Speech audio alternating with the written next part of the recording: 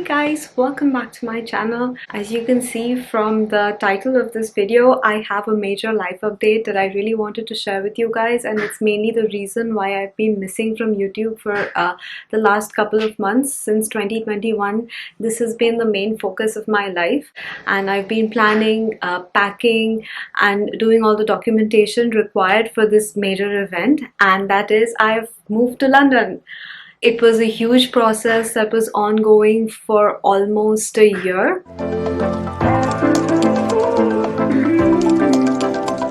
And I was finally able to board the flight on 7th of March. I've had at least 4 or 5 flights that got cancelled and I was not able to come here, and the details of why I'm here I will probably be sharing in a later video, but for now I just wanted to let you know that I've been missing from YouTube, and this is the reason why. It was a huge change.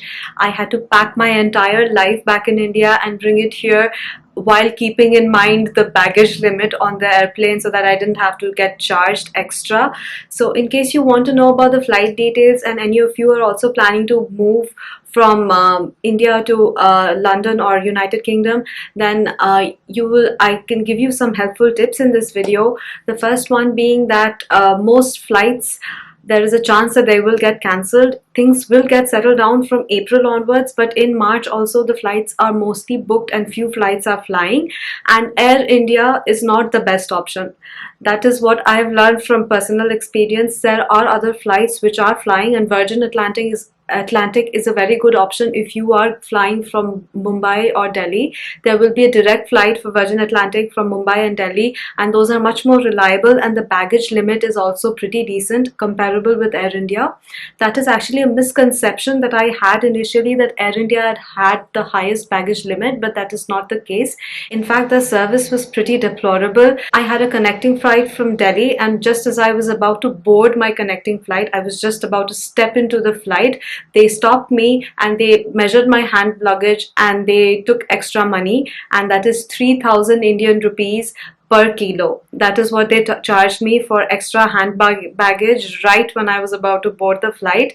And they were doing this with more or less all the customers. It's not just me that my hand luggage was excessively more extra, so they charged money for that. They were doing it for more or less all the passengers. They were picking and choosing passengers and just taking extra money from them for hand luggage. So that was my sort of bad experience with Air India, but I'm finally here, and I thought to start this new journey and to commemorate this new era of my life, I would show you my London flat. So this is a flat that I just moved into. I'm in the process of making it my home. It's still a house. It still seems to belong to someone else, and I've just unpacked. So every furniture you see or you will be seeing here is already a part of the flat. It came with the flat. I did not buy anything. I just opened my suitcases and put my clothing and other stuff into the wardrobes. That is all I did. So this is basically just an unfurnished, quote unquote, because I have not bought anything here. Everything has been provided by the landlord. I wanted to share it with you guys in case you're interested, and I will also be sharing the area I'm in and the sort of pricing that you can expect in this area, and also how much utilities will cost. I have a general idea of how much electricity and water is going to cost here, and also internet. And now let's get on to the house tour. Let me quickly give you a general lay of the land before I go on to more specifics.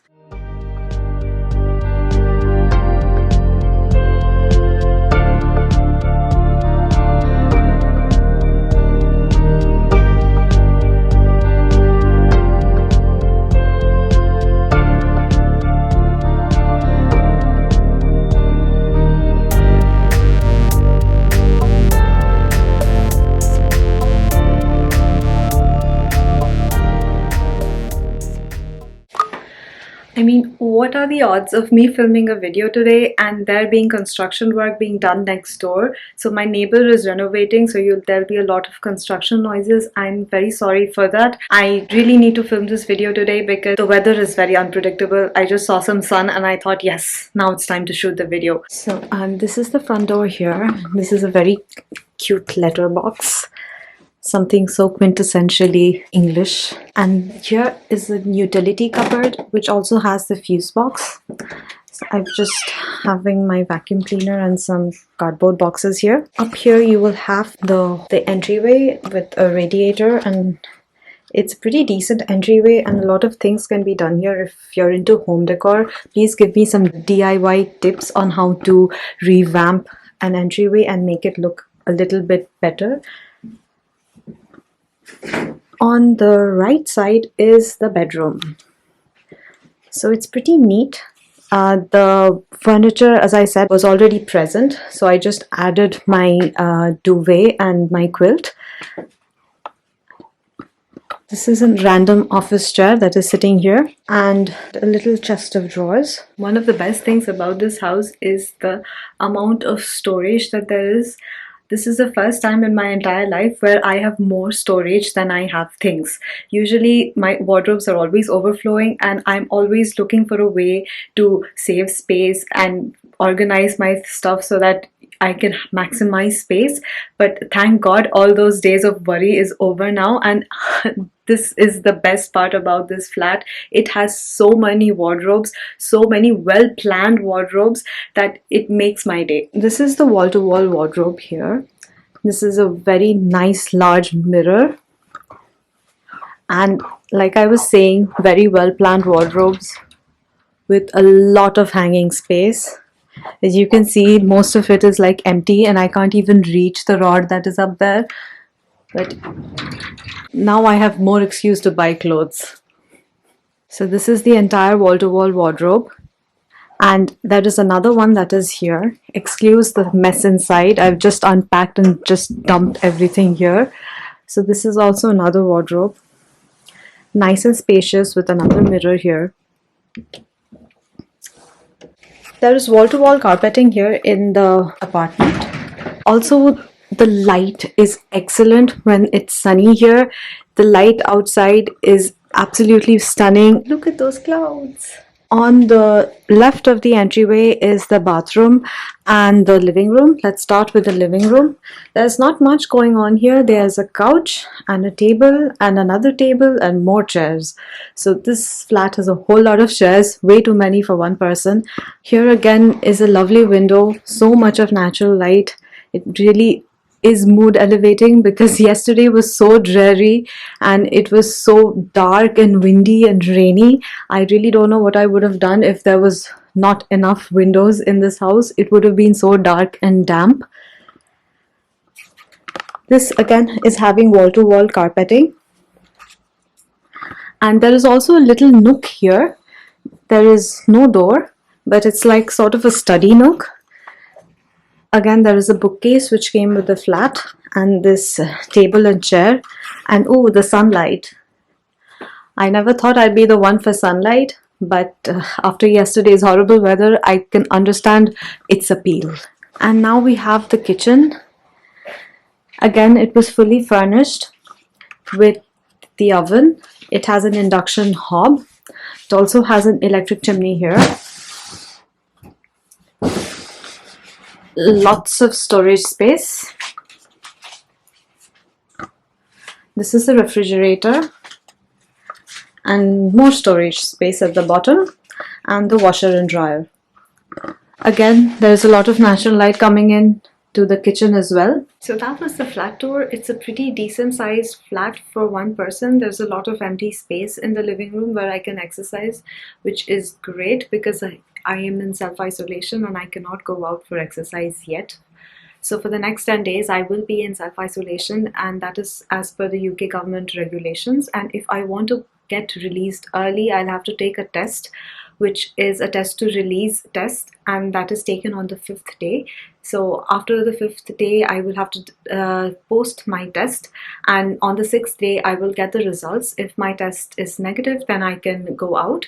But I chose to self-isolate for 10 days because there's really nothing to do outside right now. Everything I need to do, I can do from home from my laptop and internet connection. Now, as for the area that I'm in, I am not living in main London area. It's towards the outskirts of London, so rent here is going to be relatively cheaper. If you are absolutely unfamiliar with how London is organized, it is organized in zones. So zone 1 is central London, where rent is highest, and then goes on to zone 4.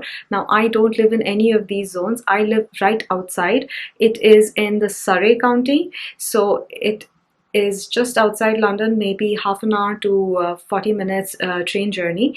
And the area that I'm in is very close to the train station. It's just a 5 to 7 minutes walk. So it's a pretty good, well-connected area. So a rate of a flat is going to vary based on how close it is to a train station or to a supermarket or to other main facilities like colleges, schools, and bus routes, highways, and all of that.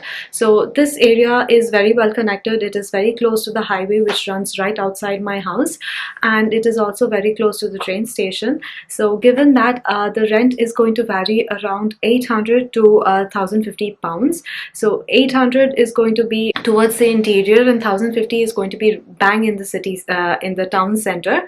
And I'm somewhere in between. I'm paying 850 pounds per month minus utilities. Now coming to utilities, you will have to set up your water meter and your electric meter once you move into a new flat. So I just set up my water meter, and my annual charges for water is around 324 pounds.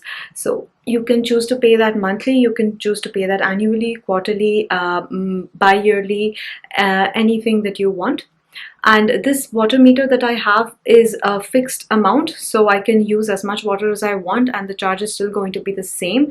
That if you want, you can also call your water service provider, like Thames Water, Affinity Water. You can check on their website with your postcode which water supply is serving your area, and you can check with them, and you can set up a meter at your house, or you can check with your landlord and set up a meter at your house if you think that your annual charge is too much.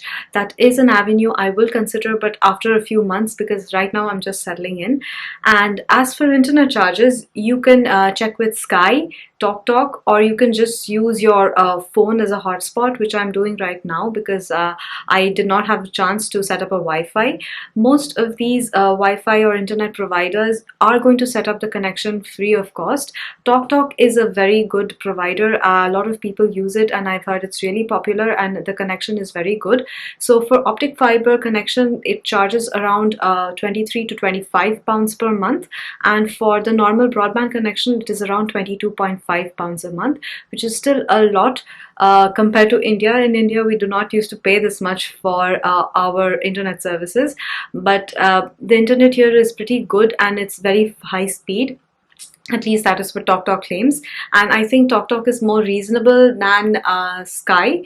And there are also some websites that you can check online that is going to go through all the internet service providers and choose a plan that is best for you in your area. So I will link some of those down below so that you can check it out if you are interested. And also for electricity, the normal electricity bill is going to be around 40 to 50 pounds per month, and that also depends largely on the amount of heating that you're using in your house. For me, it was very cold when I first came here, so I switched on all the heaters in all the rooms. So I'm expecting the first month of electricity bill to be sky high, but summer is coming, and obviously you will not be I hopefully will not be using the heater so much, so the electricity bill should be going down. So it should be something around 40 to 50 pounds a month, not more than that, perhaps less. If you are not staying at home for a large duration, then it can be as low as 30. That is the range that I was told by my lettings agency. Those are all the main details that I wanted to cover in this video. In case you have some special requirements for me, please do let me know. I have so much content planned now that I have finally settled down and I can breathe. 2020 started off at a very hectic note, and now I'm settling into my new life, and I really hope to start uploading videos more regularly, at least once a week. So let me know if there is anything that you want to see or anything else that you want to know about my move to London. I hope you enjoyed this video. Until the next video, bye.